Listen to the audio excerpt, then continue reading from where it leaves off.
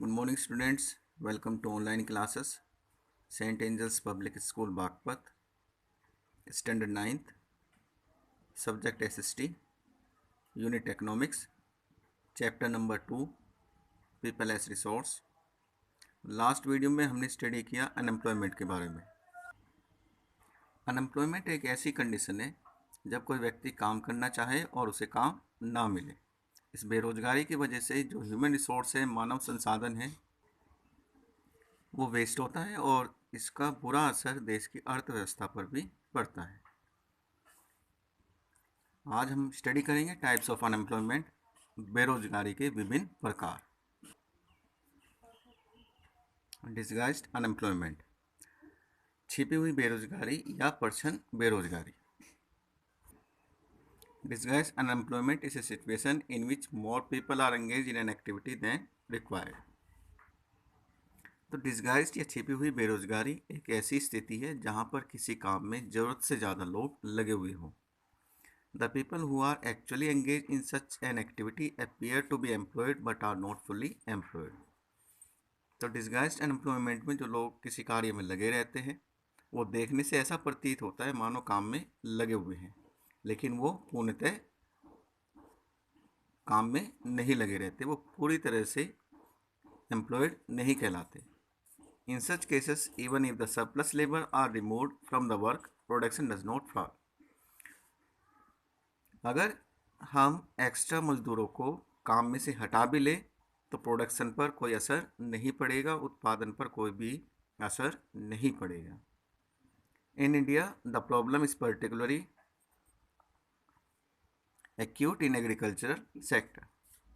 भारत के अंदर ये जो समस्या है डिस्गाइज्ड अनएम्प्लॉयमेंट की, ये सबसे ज़्यादा एग्रीकल्चर सेक्टर में देखने को मिलती है। For example, to cultivate a field only 4 persons are required. तो यहाँ पे एक एग्जाम्पल हमें दी गई है जिसमें कहा गया है कि अगर किसी खेत में काम करने के लिए 4 लोगों की आवश्यकता है, but if 9 workers are working, लेकिन उस काम में 9 लोग या 9 मजदूर लगे हुए हैं, the additional 5 person are considered as disguisedly unemployed. तो ये जो एक्स्ट्रा 5 person वहाँ पर काम में लगे हुए हैं वो डिस्गाइज्ड अनएम्प्लॉयमेंट का शिकार हैं। It is also known as under employment, और इसे अंडर एम्प्लॉयमेंट के नाम से भी जाना जाता है।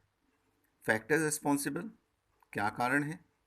ओवर डिपेंडेंस ऑन एग्रीकल्चर, हमारे देश के अंदर खेती पर जो निर्भर लोग हैं उनकी संख्या बहुत ज़्यादा है। Absence of alternative employment opportunities, खेती के अलावा दूसरे जो काम हैं उनके अवसर बहुत कम हैं। Lack of diversification of agriculture, और एग्रीकल्चर का डाइवर्सिफिकेशन भी बहुत कम देखने को मिलता है, इसीलिए खेती में ये समस्या सबसे ज़्यादा है। सेकंड, सीजनल अनएम्प्लॉयमेंट, मौसमी बेरोजगारी। Seasonal unemployment is A type of unemployment under which people are employed during some part of the year and remain without work during the rest of the year owing to the seasonal nature of work। तो मौसमी बेरोजगारी एक इस प्रकार की बेरोजगारी है जहाँ पर लोग साल में कुछ समय उन्हें काम मिलता है और बाकी समय उन्हें काम नहीं मिल पाता, यानी कि पूरे साल उन्हें काम नहीं मिलता, साल के कुछ समय काम मिलता है और कुछ समय काम नहीं मिलता। For example, agriculture in India is a seasonal activity. जैसे यहाँ पे एग्जाम्पल दी है, भारत में जो खेती का काम है वो एक सीजनल एक्टिविटी है। During the harvesting and sowing season more labourers are required. तो खेतों में जब फसल कटाई का समय हो या फिर फसल को बोने का समय होता है तो खेतों में ज़्यादा मजदूरों की आवश्यकता पड़ती है। But after the season is over this labourers become unemployed. लेकिन हार्वेस्टिंग और सोइंग सीजन के अलावा ये जो मजदूर हैं ये सब बेरोजगार हो जाते हैं। Some industry also provide work only for a particular season. इसी तरह से बहुत सारे कारखाने ऐसे हैं जो मजदूरों को एक पर्टिकुलर सीजन के लिए ही अपने यहाँ पर काम पर रखते हैं। फॉर एग्जाम्पल, शुगर इंडस्ट्री, और इसकी एक एग्जाम्पल है sugar industry. Structural unemployment, it is said that situation in which unemployment occurs due to. तो स्ट्रक्चरल अनएम्प्लॉयमेंट एक ऐसी कंडीशनें जो निम्न कारणों से पैदा होती है। फर्स्ट, लैक ऑफ कैपिटल, पैसे की कमी से। लैक ऑफ रिसोर्सेस, संसाधन की कमी से। Under utilisation of natural resources, प्राकृतिक संसाधनों का पूर्णतः उपयोग न होने की वजह से। Surplus workers as compare to demand, और आवश्यकता से ज़्यादा मजदूर होने के कारण। Indian economy is facing structural unemployment as workforce is more than the demand.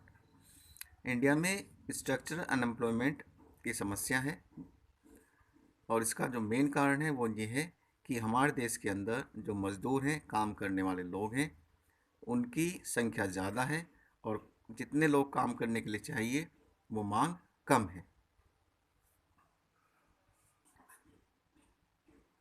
Educated unemployment, शिक्षित बेरोजगारी। As studied earlier, education improves the quality of human resource.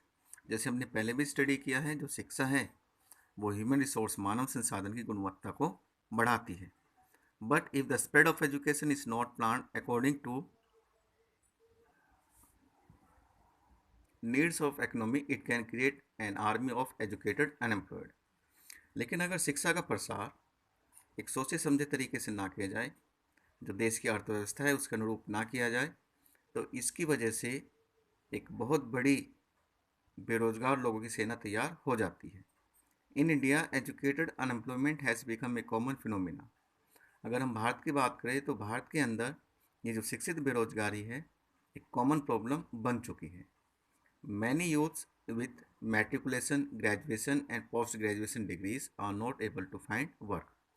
तो भारत के अंदर बहुत सारे ऐसे युवा हैं जिनके पास बहुत सारी डिग्रियां हैं, मैट्रिकुलेशन, ग्रेजुएशन और पोस्ट ग्रेजुएशन की। इन सब के होने के बाद भी उन्हें काम नहीं मिल पा रहा। India has failed to balance its education policy according to the needs of the economy. तो हमारा जो देश है इंडिया, ये नाकामयाब रहा जो एजुकेशन पॉलिसी है और भारत की जो अर्थव्यवस्था है उसकी जो मांग है उसमें एक बैलेंस बनाने में। There is surplus of man power in certain categories while there is dearth of technical skill in other sector. तो कुछ कैटेगरी ऐसी हैं जहाँ पर मैन पावर बहुत ज़्यादा है, और कुछ सेक्टर ऐसे हैं जहाँ पर टेक्निकल स्किल की बहुत कमी है। Technical unemployment, if unemployment occurs owing to change in technology, it is referred to as technical unemployment। तकनीकी बेरोजगारी, अगर बेरोजगारी उत्पन्न होती है तकनीकी विकास या तकनीक में बदलाव की वजह से, तो उसे टेक्निकल अनएम्प्लॉयमेंट कहा जाता है। Suppose when computer reduces the need for labour drastically in an economy which leads to unemployment. तो यहाँ पर एग्जाम्पल दी है, कंप्यूटर के इस्तेमाल के बाद बहुत सारे लोगों की आवश्यकता कम हो गई, और इस कंप्यूटर के उपयोग की वजह से बेरोजगारी फैल गई। One can say that the economy is railing under technical unemployment. तो जब इस तरह से कोई बेरोजगारी पैदा होती है तो हम ये कह सकते हैं कि वहाँ पर टेक्निकल अनएम्प्लॉयमेंट है। However, this type of unemployment is considered harmless and prevail for short duration only। हालांकि ये जो बेरोजगारी है ये नुकसानदायक नहीं है, और ये बहुत ही कम समय के लिए बनी रहती है।